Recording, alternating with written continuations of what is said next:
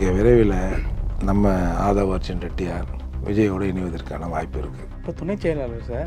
அட என்னங்க துணை செயலாளர், என்ன துணை செயலாளர், அது வேறு என்ன போட்டுக்கிற மாதிரிங்க. எந்த சூழ்நிலையிலும் 26 சரி 34 சரி 46 சரி நான் திமுகவோடு தான் இருப்பேன்னு சொல்ல வச்சிருக்காங்க. யார் சொல்ல வச்சிருக்கா? திமுக சொல்ல வச்சிருக்கு. திருமாவளவனை தவிர இன்றைக்கு இருக்கிற இந்த எம்எல்ஏ எம்பி இல்லை முக்கிய பொறுப்பாளர் எல்லாமே திமுக துண்டை போட ஆரம்பிச்சிட்டாங்க. 25% தான் இருக்கு உங்களுக்கு. 25% வச்சுக்கிட்டு எப்படி நீங்க ஒரு பெரிய கட்சி சொல்ல முடியும்? தமிழ்நாட்டில் கூட்டணி ஆட்சியை உருவாக்க வேண்டும் தமிழகத்தில். சார், இவரால் இந்த ரெட்டியாரால ஒரு மிகப்பெரிய பிளவை திருமாவளவன் சந்திப்பார். விசிகா இவரு நீங்க நினைக்கிற மாதிரி இவர் சாதாரண ஆள் இல்லை சார். இவர் ஒரு திமுக. அதாவது திரும்ப அந்த பக்கம் நான் போறேன் அப்படின்ட்டாருன்னா தேசிய விடுதலை சிறுத்தைகள் கூடி பறந்துருக்கும், அந்த கட்சி ஆரம்பிக்கப்பட்டிருக்கும். இவர் அதில் உஷாராயிட்டு இது இவ்வளோ பெரிய உடைப்பை நம்மளால தாங்க முடியாது அப்படின்னு சரி இருக்கிறவர்கள் இருந்துட்டு போவோம். அவருடைய செல்வாக்கை, விஜயோட செல்வாக்கை, அரசியல் செல்வாக்கை பன்மடங்கு உயர்த்த தான் செய்யும். இது எல்லார் மத்தியிலும் ஒரு பெரிய ஒரு தாக்கத்தை உண்டு பண்ணும். கூடுதலாக திருமாவும் போகாதது அந்த கிரெடிட்டும் சேர்த்து இன்றைக்கு விஜய் பக்கம் நிற்கும்.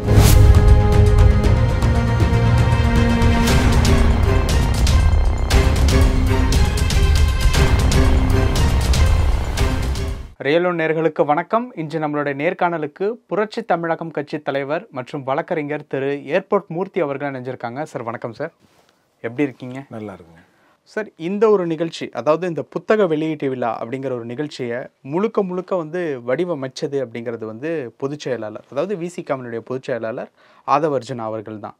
ஸோ அவருக்கு தனிப்பட்ட முறையில் ஏதாவது விஜய் அவர்களை வச்சு விசிகா கிட்ட காய் நகர்த்தணும் அப்படிங்கிற மாதிரி ஏதாவது ஒரு எண்ணம் இருந்திருக்குமோ? ஏன்னா திரும்ப அவர்களே இன்னைக்கு குறிப்பிட்ட ஒரு அறிக்கையில் அதுதான் சொல்லியிருக்காரு, என்னை வச்சு அரசியலில் காய் நகர்த்த பார்க்குறார்கள் அப்படின்ட்டு. அதனோட நீட்சி தான் இதெல்லாமா? அப்போ திட்டு யாரை? அர்ஜீவ் ரெட்டியாரை திட்டுங்க. ரெட்டியார் அதான் அர்ஜீவ் ஆதவ் ரெட்டியா, அவரை திட்டத்தில் சொல்லலாம். இப்போ மழை திருமாவளவன் அவர்கள் ஆதவ் அர்ஜுன் அவர் கண்டிக்க சொல்லுங்க பார்ப்போன்ற அரசியல் தானே பண்ணுறாங்கன்றீங்க. இப்போ இந்த கவிதை இப்போ நான் ஒன்று படித்தேன்ல, இல்லை அறிக்கை அந்த கடைசி வரிகள் யாரை சொல்லுது? எவனே சொல்கிறவன் சொல்லிம்போடா, எல்லாம் லூசு பயிலோடா, நான் அப்படி தான்டா இருப்பேன், என்னை வச்சு நீங்கள் எள்ளி நகையாடுங்கடா, என்னை எங்கன்னா இட்டுமே விட்டதுக்கு நீங்கள் நினைக்கிறீங்கடா அப்படின்னா இதில் அந்த ரெட்டியாருக்கு இது பொருந்தாதா? பொருந்தும்ல. அப்போ ஏதா சொல்லுங்கள். இப்போ நீங்கள் அந்த நிகழ்ச்சி நிலையில் பார்த்தீங்கன்னா அதில் எங்கன்னா விசிகான்னு போட்டிருக்கு. அவரை வாய்ஸ் ஆஃப் காமன் தான். திருமாவளவன் பேசுகிற போது கூட அதாவது voice of common Aadhav Arjun ரெட்டின்னா தெரிஞ்சிடனே விஓசின்றார். விஓசின்னா நிறைய பேருக்கு தெரியாதுன்னு நினைக்கிறாரு அப்படியே. அப்போது இவர்களை இங்கே எங்களை சிக்க வைக்கிறார்கள்னா உன் கட்சிக்காரன் தானப்பா, உன் கட்சியில் இருக்காரா இல்லையா சொல்லு. அப்போது உன் கட்சிக்காரனை கூட உன்னால் ஒன்றும் சொல்ல முடியாது. அதை சொல்லுவதற்கு வேற எங்கன்னா ஒரு இன்ஸ்ட்ரக்ஷன் வரணுமா? சார், இவரால் இந்த ரெட்டியாரால் ஒரு மிகப்பெரிய பிளவை திருமாவளவன் சந்திப்பார் விசிகாவில். இவர் நீங்கள் நினைக்கிற மாதிரி இவர் சாதாரண ஆள் இல்லை சார். இவர் ஒரு திமுக. யார்? நம்ம ரெட்டியார் ஒரு திமுக. பேர் சொல்லிடலாமே, ஆதவ் அர்ஜுனா அப்படின்னு சொல்லாமல் ரெட்டியார்னு சொல்கிறதுக்கு என்ன காரணம்? ஏன்னா நேற்று வரை நீங்கள் ரெட்டியாரா தமிழ்நாட்டை தவிர எல்லா ஊர்லேயும் உங்கள் பேர் ரெட்டியார் தான், ஆதவ் அர்ஜுன் ரெட்டியார் தான். அப்போது தமிழ்நாட்டுக்குள் நீ இங்கே ஒரு விடுதலை சிறுத்தைகள் என்ற ஒரு கட்சியில் வருகிற போது நீ ரெட்டியாரை விடுற. நல்ல விஷயம் தானே. அப்படின்னா அதில் உள்நோக்கம் இருக்குன்ற. நான் என்ன உள்நோக்கம்? தமிழகத்தில் இந்த மாதிரி ரெட்டியார் அவர் இவருன்னா ஓ அந்த ஆளா இவர் அப்படின்னு ஒரு மாயை இருக்கு. ஏன்னா இங்கே வெளிப்படையாக சாதியை போட்டுக்க மாட்டான், ஆனால் உள்ளுக்குள்ளே சாதியை பிடிச்சி தொங்குற கூட்டம் தமிழகத்தில் அதிகம். அப்படி இருக்கிற போது நம்ம விடுதலை சிறுத்தைகளை ஒரு ஒடுக்கப்பட்ட கட்சியில் அந்த ரெட்டியார் என்ற பெயரோடு இருக்க முடியாது. அதனால தான் அவர் சொன்னார், எனக்கு என் ஜாதிலாம் தெரியாது. உண்மையிலே நீ வளர்ந்துருக்க, நீ படிச்சிருக்க, உன் ஜாதி சர்டிஃபிகேட், உன்னோட சர்டிஃபிகேட்டில் உன் ஜாதி இல்லை, ஜாதி சர்டிஃபிகேட் நீ வாங்கி கொடுத்ததில்ல. அப்போ இது ஏமாத்துகிற வேலை தானே இது. சார், நான் பிறந்தது ஒரு ஜாதிங்க, நான் ஒரு அப்பா அம்மாவுக்கு பிறந்தேங்க, அவங்களுக்கு ஏதோ ஒரு ஜாதி அடையாளம் இருந்ததுங்க. நான் அந்த அடையாளத்தை நான் பின்தொடர்கிற ஆள் இல்லைங்க, நான் அந்த மாதிரி எண்ணம்லாம் எனக்கு இல்லைங்க அப்படின்னு சொல்லலாம். ஆனால் நீ இப்போ கூகுளில் சர்ச் பண்ணாலும் ஆதவ் ரெட்டியார் தானே வருது.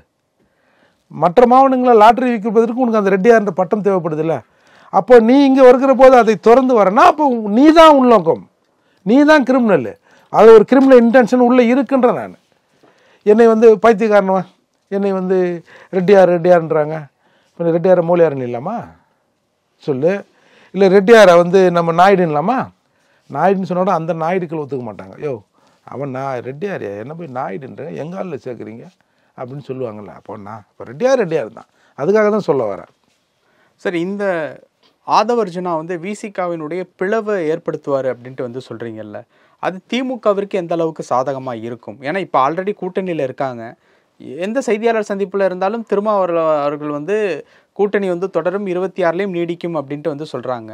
ஸோ பிளவை ஏற்படுத்துறது அப்படிங்கிறது வந்து திமுகவுக்கு தானே மைனஸாக போய் முடியும். எந்த சூழ்நிலையிலும் 26லும் சரி 34லும் சரி 46லும் சரி நான் வந்து திமுகவோட தான் இருப்பேன்னு சொல்ல வச்சிருக்காங்க. யார் சொல்ல வச்சிருக்கா? திமுக சொல்ல வச்சிருக்கு. திருமாவளவனை தவிர இன்றைக்கு இருக்கிற இந்த எம்எல்ஏ எம்பி இல்லை முக்கிய பொறுப்பாளர் எல்லாமே திமுக துண்டை போட ஆரம்பிச்சிட்டான். வெளிப்படையாக துண்டை போட்டுன்னு வந்து விசிகா கூட்டத்தில் உட்காரல. ஆனால் அவங்கள மைண்ட் செட் முழுக்க திமுகவை மாறி போயிட்டாங்க. இப்படி இருக்கிற சூழ்நிலை திரும்ப வெளியில் போனார்னா என்ன ஆவார்? ஒரு ஆளாக தான் போவார். ஏற்கனவே விடுதலை சிறுத்தையை உடைச்சி தேசிய விடுதலை சிறுத்தைகள் அப்படின்னு பேரையே வச்சாங்க. ஆனால் அதுக்கு கொஞ்சம் இந்த டேர்ம்ஸ் அண்ட் கண்டிஷன் ஒத்து வரலை. அதாவது திரும்ப அந்த பக்கம் நான் போகிறேன் அப்படின்ட்டாருன்னா தேசிய விடுதலை சிறுத்தைகள் கூடி பறந்துருக்கும், அந்த கட்சி ஆரம்பிக்கப்பட்டிருக்கும். இவர் வந்து அதில் உஷாராயிட்டு இது வந்து இவ்வளோ பெரிய உடைப்பை நம்மளால் தாங்க முடியாது அப்படின்னு சரி இருக்கிறவருங்க இருந்துட்டு அப்படியே போவோம் அப்படின்னு ஒரு நிர்பந்தத்தின் அடிப்படையில் தான் சொல்கிறாரு. அப்படி இல்லைன்னா சார் எல்லாரும் திமுக எல்லாம் இப்போ நான் பேசுகிறேன் விடுங்க, இருக்கிற மற்றவங்க விமர்சகர்கள் எல்லாருமே வந்து எல்லா ஆளும் திமுகவை மாறிட்டான் அப்படின்னு எல்லாரும் பேசுகிறாங்க. பத்திரிகையாளர், அரசியல் விமர்சகர், சரி கட்சின்ற ரீதியில் எங்களோட நாங்கள் பொறாமையில் கூட பேசுகிறோம் வச்சுங்க, எல்லாரும் பேசுகிறாங்களே. ஒருத்தராவது இவர் அப்படி பேசினார் இவர் இப்படி பேசினார் என்ன தகுதி இருக்குது, எதை வச்சு இவங்க சொல்கிறாங்க? எங்களுடைய ரத்தத்தில் எங்கள் மூச்சுக்காட்டில் விடுதலை சிறுத்தைகள் தான் இருக்கிறது, நாங்கள் என்றென்றும் திருமாவின் தம்பிகள் தான். ஏன் சார் ஒருத்தங்க கூட சொல்லலை? அப்போ அது முடிஞ்சு போச்சுல்ல. அதால் நிர்பந்தத்தின் பேரில் திருமாவளவன் இருக்கார். நீங்கள் திருமாவளவன் அங்கே இங்கே போய் நின்னாருன்னா சார் ஒரு கூட்டத்துக்கே அவங்க அலோவ் பண்ண மாட்டுறாங்க. இப்போ அதிமுக கூட அவங்க பேச விட்ருவாங்களா? அப்படி பேசுவது தெரிஞ்சால் என்ன ஆகும்? பேசுவதற்கு வாய்ப்பு இருக்கா? அவர்கள் ஆஃபர் கொடுக்கலாம், ஏடிஎம்கே ஆஃபர் கொடுக்கலாம். இவங்க போகிறதுக்கு வாய்ப்பு நிச்சயமாக இல்லை. ஆனால் எடப்பாடி எதிர்பார்க்குறாரு. கூட்டணி வலிமை தான் சார் எதிர்பார்ப்பாங்க. இல்லை எங்கள் சைடு வரணும்னு எதிர்பார்க்குறாரா அப்படின்னு இல்லை. ஒரு ஒரு இப்போ 2 தலைமை தான் இங்கே, அதிமுக திமுக தமிழகத்தில் கூட்டணி மாநில கட்சிகின்ற அளவில். அப்போது எந்த கூட்டணி வலுவான கூட்டணி யார் எங்கள் கூட வராங்கன்றதை தானே வந்து எல்லாரும் எதிர்பார்ப்பாங்க. எங்கள் பட்டியல் சமூகம் மாதிரி ஒரு மிக குறைந்த விலையில் இருக்கிற அடிமைகள் கிடைக்காது இல்லை. ஏதோ 2 சீட்டு 3 சீட்டு கொடுத்தா கூட வாங்கி திப்புன்னு ஓடுவோம். நீங்கள் சொன்னீங்கன்னா நாங்கள் கையை வாயை பற்றி நிற்போம் இல்லை. அப்போ எல்லாரும் ஒரு பெரும்பான்மை சமூகம். இன்றைக்கி வந்து தமிழகத்தில் 2 பெரும்பான்மை சமூகம், ஒன்று பறையர் இன்னொன்று வன்னியர். அப்போ இவங்க கூட்டணி எந்த பக்கம் நிற்குதோ அது கொஞ்சம் வலுவான ஓட்டு போடுற சக்தியாக தான் இருக்கும்னு எல்லாரும் விரும்புறது இயல்பு தானே. இந்த ஒரு நிகழ்ச்சிக்கு வந்ததன் மூலியமாக விஜய் தன்னுடைய வாக்கை வந்து எந்த அளவுக்கு அறுவடை பண்ணியிருக்காரு? அவருடைய செல்வாக்கை, விஜயோட செல்வாக்கை, அரசியல் செல்வாக்கை பன்மடங்கு உயர்த்த தான் செய்யும். இது எல்லார் மத்தியிலும் ஒரு பெரிய ஒரு தாக்கத்தை உண்டு பண்ணும். கூடுதலாக திருமாவளவன் போகாதது அந்த கிரெடிட்டும் சேர்த்து இன்றைக்கு விஜய் பக்கம் நிற்கும். விசிகாவினுடைய அந்த இளைஞர் பட்டாளம் தாவேகா பக்கம் திரும்புவதற்கு வாய்ப்பு இருக்கா? ஏன்னா இது இவர் கலந்துக்கிட்டது, அவர் கலந்துக்காமல் போனது, அவங்க சைடு பிரதிபலிப்புகள். மிக விரைவில் நம்ம ஆதவர்ஜன் ரெட்டியார் விஜயோடு இணைவதற்கான வாய்ப்பு இருக்குது. இப்போ துணை செயலாளர் சார், அட என்னங்க துணை செயலாளர், இன்னும் துணை செயலாளர் அது வேற என்ன போட்டுக்கிற மாதிரிங்க. இப்போ அந்த நோட்டீஸில் போட்டிருக்காரா? இப்போ இல்லைனாலும் கட்சியில் அவர் எப்போத்துலேருந்து கட்சியில்?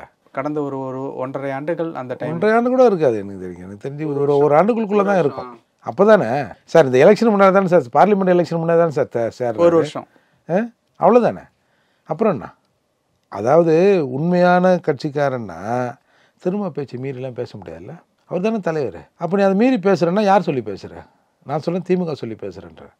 நாளைக்கு இதே ரெட்டியார் இங்கேருந்து போய் சார் விடுதலை சிறுத்தைகள் இருக்கிற அடிமட்ட தொண்டர் இருக்காங்கல்ல, இன்றைக்கி எத்தனையோ துணை பொதுச் செயலாளர் இருக்கிறாங்க, பொதுச் செயலாளர் இருக்கிறாங்க. திருமா அதற்கடுத்து ஒரு நபரை தூக்கி பிடிக்கிறார்கள் என்று சொன்னால் அது இவரை தான். ஒரு மடி மேலே போய் அண்ணன் இதில் வந்து இந்த முடிவை எடுத்துடக்கூடாது, அவர் ரெட்டியார் ஆதவ் பண்ணுற நிகழ்ச்சியில் அவர் கலந்துருக்கணுன்ற அளவுக்கு இன்றைக்கி வந்து அடிமட்ட தொண்டர்கள் பேச ஆரம்பிச்சிட்டாங்க. நீங்கள் பார்த்தீங்கன்னா அந்த மாநாட்டில் இவர் போய் அந்த ஒரு கம்பி வேலி மாதிரி இருக்குது, ஒரு டிவைடர் மாதிரி இருக்குது, அங்கே போய் நிற்கிறாரு. திருமாவளவனை பார்த்தால் எப்படி ஆர்ப்பரித்து கொண்டு விடுதலை சிறுத்தைகள் வருவார்களோ அதே போல் இவரை பார்த்து ஆர்ப்பரித்து கொண்டு வராங்க.